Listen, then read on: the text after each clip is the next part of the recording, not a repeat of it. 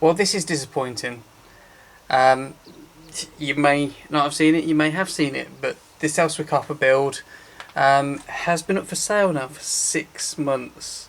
Like 6 months, and it's gained a lot of interest over the time. I've had a couple of offers, but they've only been super low offers. So I think it's time to. Oh, here she comes. Got interrupted.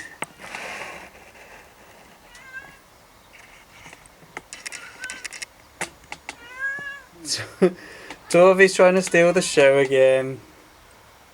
So as I was saying, the yeah, it hasn't sold. I've pretty much been listing it for the last couple of months at a rock bottom price, as in what it has cost me to put together, as in like the cost of buying the saddle, the cost of building those wheels, like because I've actually built those wheels, so it's got new spokes, the rims are replacements. Also got new nipples, new tyres, and all that jazz.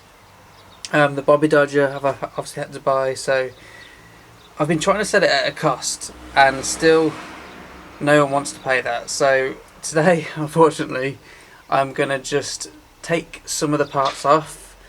Have one last ditch attempt at selling it with some cheaper, some uglier parts on it maybe, and it may clear, it may not. If it doesn't, unfortunately, as it goes, I have to take it apart and sell it in parts.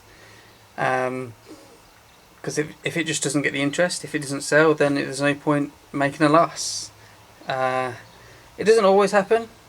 Like most of the time, I can sell a bike, and if I really get desperate, I can sell it for a cost price.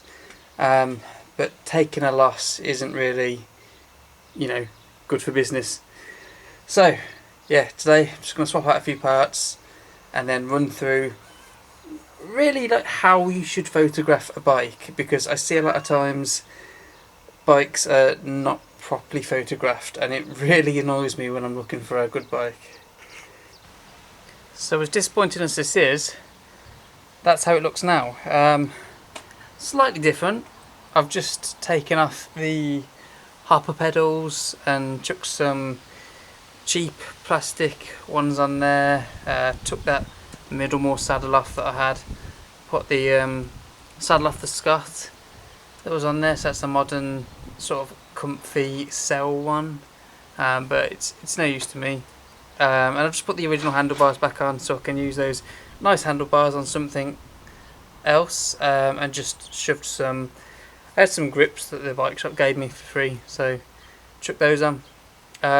Rear brake is still disconnected, but I have bolted it back up to the down tube so that it doesn't rattle around, and hopefully it sells. And then if the next person wants to rebuy anything fancy that I put on it, then so be it.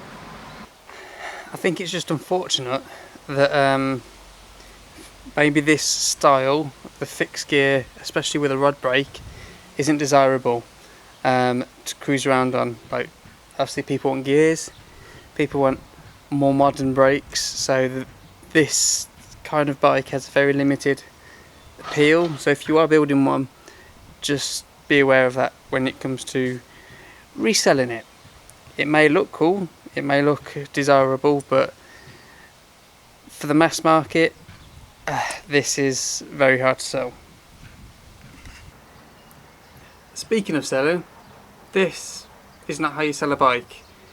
I mean, it's not too bad on this one because it's only a fixed gear, so you can see everything pretty much still that's on there. But for a geared bike, a lot of people are interested in what components it has, and photographing a bike from the non-drive side just hides all that. They want to be able to see the teeth wear, the components that are used. So taking a snap from this side and only this side, it limits the buyer base, or that's in my opinion. Now I sell all my stuff on eBay, well, most of the time, So I'll always try and make sure it's photographed properly, because it can go out to a wider audience. So I always start with something like this, a shot from the side, completely side on, so it gives a good profile of what the bike looks like. Now you've got, I think, 10 photos to use on eBay, so that leaves 9 more to photograph the components and any damage that's on the bike. So if it's got brakes, I always like to take a picture of the brakes, front and rear if possible, and then it shows what brakes they are, what components they are, hopefully, and it also kind of gives an idea of the condition of the rims and the condition of the brake pads. A shot of the handlebars from your perspective from riding is always a good idea as well. It then gives you a condition of the grips, the condition of any of the bars, the stem, and more often than not, especially on older mountain bikes, it shows you the component level of the shifters. You can also take a picture from the opposite side and focus more on the brakes, so that you can see what brake levers they have, especially on road bikes with drop bars. The next point of contact you have with the bike is the saddle. So try and get a good photo of the saddle. If it's got any rips or tears in it, obviously describe them. But yeah, if you show a good photo of the saddle, then it lets people know what they're getting into. I mean, this one is actually really good condition. There's no rips or tears in it, and it shows you the logo of it. If you want to show as well, it's got the logo on the back here. But yeah, I'll try and always include a picture of the saddle.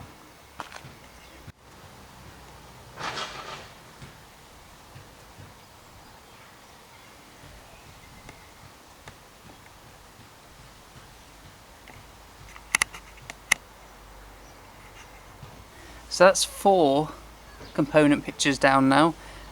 Brakes, actually no, 5, sorry. Brakes, front and rear, that's 2. Handlebars, I'd probably take 2. And the saddle. So that kind of leaves 4, is it? I'm sure it's 10 on eBay. I could be wrong, it could be 12. But, so we've got 4 left. So it's a good idea. Focus on the front gearing. So we've got on this one only the chain ring and the pedals. This shot kind of shows both pedals and chain ring and chain, and the sun's gone. But it would also show on a geared bike the front derailleur, so people can see what brand, what model they're going for, because for a lot of people that is important. And it also, if they zoom in, which eBay will let you on most pictures, shows you the condition of the teeth. I'd also get a photo of the rear, so it shows the rear derailleur, the cogs of the cassette or freewheel, whichever it is, so it gives an indication again of what people are buying. This might not always be possible in one shot, so seeing as we have 3 shots left, maybe take 2 of this. One from a side-on profile and one from looking down at the back, sort of here, so it shows the cassette wear and maybe even the hub. Tyres are often quite a big expense, so focus maybe a shot on the tyres to show they're in good condition, show the tread, show the brand, and it also shows if the sidewalls are cracked or not. And obviously lastly, once you're focused on all the components, any damage, so on my rear mudguard here I've got a bit of paint chipped away, and it's obviously rusted, it's also dented in that one spot, but it also gives a chance to show the pinstriping and a close-up condition of the paint, if it was focused right. So I think that should cover everything now for the photos. Obviously the next thing is to do your listing, do your research. So that's all the photos taken care of, and like the saying goes, a picture paints 1,000 words. So if you've got some good pictures, it should help your bike sell. Just unfortunate for this one that it's not that widely desired, being fixed gear and being rod brake, but hopefully these couple of little changes will help me drop the price and maybe make it a bit more desirable, because it's more of a upright style and it's got a comfy saddle on it. So look out for it, maybe. I'm gonna get on to finishing the Rally Superb now, because that's all repaired, I guess, the paint. So yeah, look out for that soon.